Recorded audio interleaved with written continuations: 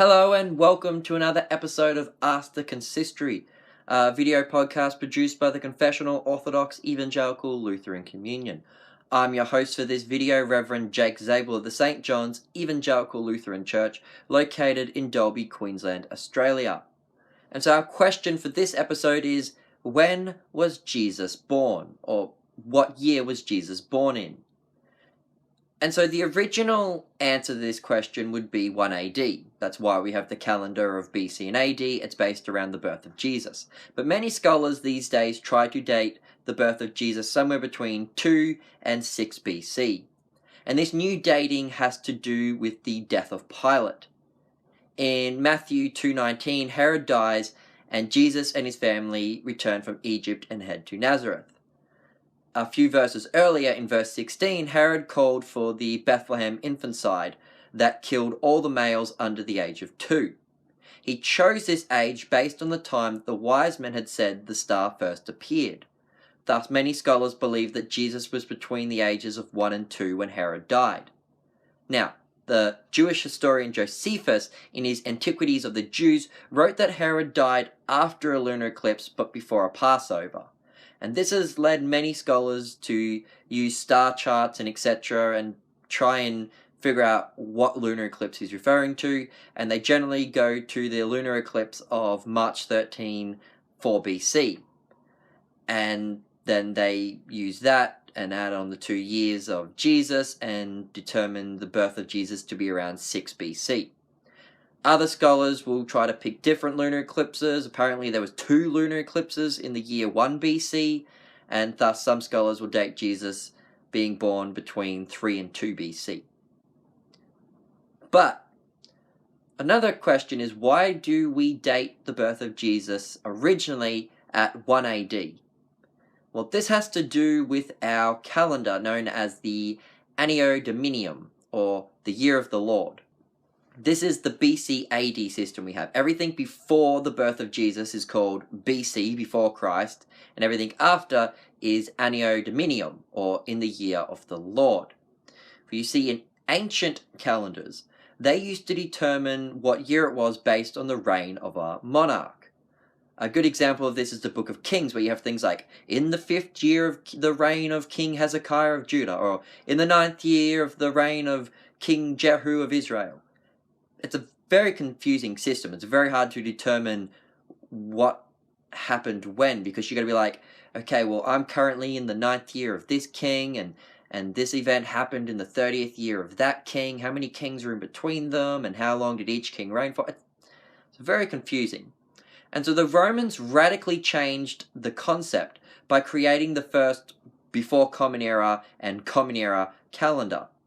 The Romans used what is known as the Ab Urban Conditia, or from the foundation of the city. This calendar works on the foundation of the city of Rome, which took place in 753 BC. So the Romans basically had before the city of Rome and in the era of the city of Rome.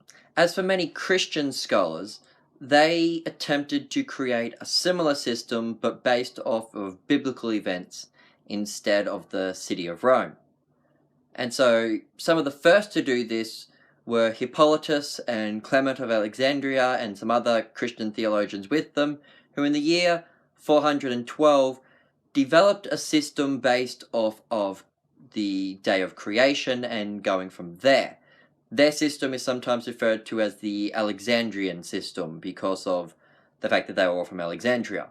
They determined the date of creation to be 5493 BC, so that was the year that they established as year 1, and so then Jesus was born 5,493 years later. Their calendar would later go through numerous developments and changes and later become the Byzantine calendar, also known as the Creation Era of Constantinople or the Era of the World. This calendar would become the official calendar of the Byzantine Empire from 988 AD to 1453 AD, and also the official calendar of the Eastern Orthodox Church from 691 AD through to 1728 AD. There was another calendar used by the Coptic Orthodox Church of Alexandria known as the era of the martyrs, sometimes called the Diocletian era, because the calendar made year 1 to coincide with Emperor Diocletian's birth. But while the Eastern Empire and Church used these methods, the Western Empire and Church used the Roman method still. And then in 525 AD, Dionysius Exiguus would devise his system based on the birth of Jesus. And this system was only popularized centuries later in the year 731 AD, when the Benedictine monk the Venerable Bede used it in his ecclesiastical history of the English people. And it was later then picked up also by Charlemagne the Great to use in his empire, and since then it's become the very common used calendar of most people. Now, Dionysius does not give a reason in his writings as to why he picked this date. Some scholars think that he did it based off of the reign of the emperors. See, in Luke chapter 3 verse 1, Luke dates the start of Jesus' ministry in the 15th year of Caesar Tiberius. And Luke 3 verse 23 states that Jesus was aged 30 when he started his ministry. Thus, Jesus was born 15 years before the reign of Emperor Tiberius. It is believed that Dionysius may have worked off the Diocletian calendar and determined how many years before the birth of Diocletian that Tiberius had started his reign. Then going 15 years before that is when you then get to the birth of Jesus. Thus, that was the year that he picked for 1 AD. Now, if you go on to Google and you search Emperor Tiberius, you'll find that most reliable scholars actually date his reign as starting in either 14 or 15 AD. So if you subtract 15 years from that, you end up with 1 BC, 1 AD.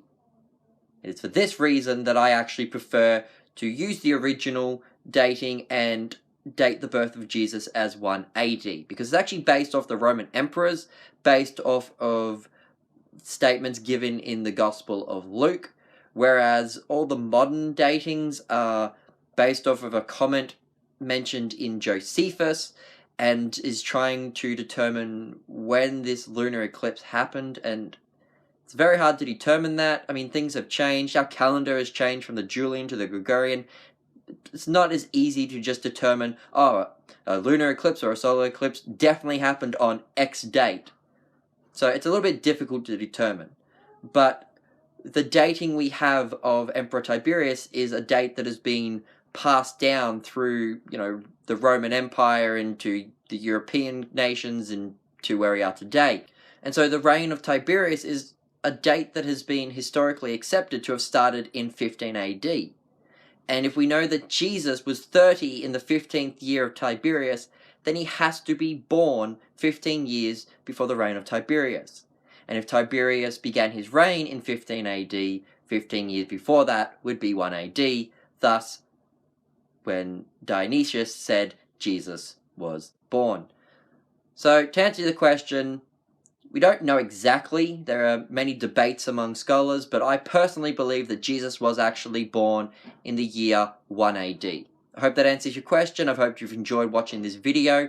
If anyone else out there would like to have their questions answered by the consistory, you can email us at our email address at coelc-atc@hotmail.com. That's coelc-atc@hotmail.com.